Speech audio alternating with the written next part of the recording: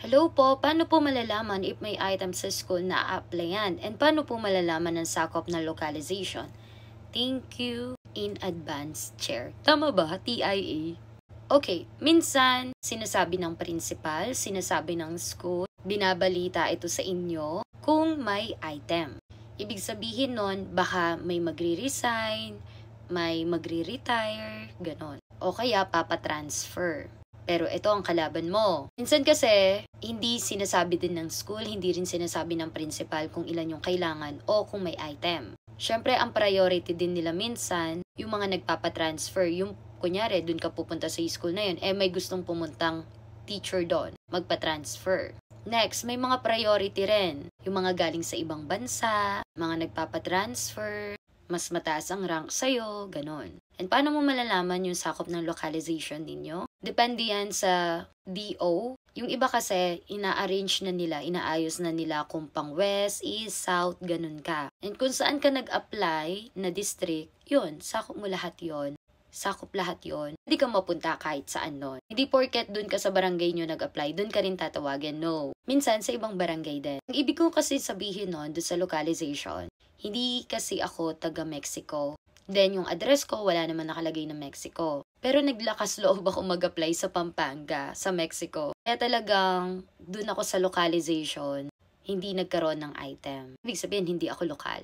And now, let's have our part 8. Ang ating mga pertinent papers. So, tapos na tayo sa letter of intent, PDS and work experience sheet. Ngayon naman, pag-usapan natin itong photocopy of certificate of rating. Okay, depende yan sa DO ninyo kung gusto nila authenticated. And itong license ID, papaserox yan. And depende sa inyo, depende sa DO kung gusto nila authenticated. And also your TOR. Kung gusto nila nakacertify sa school po ninyo mismo kung saan kayo graduate. And itong certificate of training, may mga nagtatanong kung authenticated po ba, pwedeng hindi. Depende ulit po yan sa DO ninyo. Next, COE. Kung hindi ka pa nagkaroon ng experience, hindi ka pa nagkaroon ng trabaho dati, okay lang kung wala po. At kanino kayo hingi kung dati ka nang may trabaho, kung saan ka po nagtrabaho. Next po, voter's ID or certificate po. Voter certificate, kailangan din po yan. And NBI clearance. And I think alam nyo na po yung mga yan.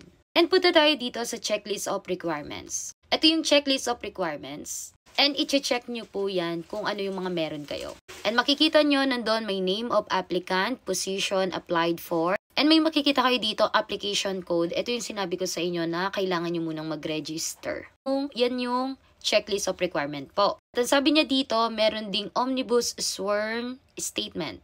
And anong itsura nito? And ganito po yung itsura ng omnibus. Ayan. Your name.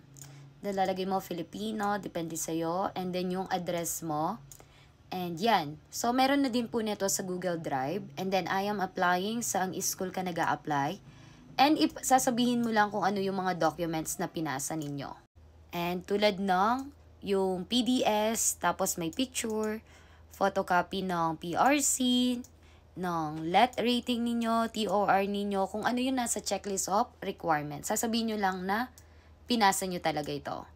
And then, ayan.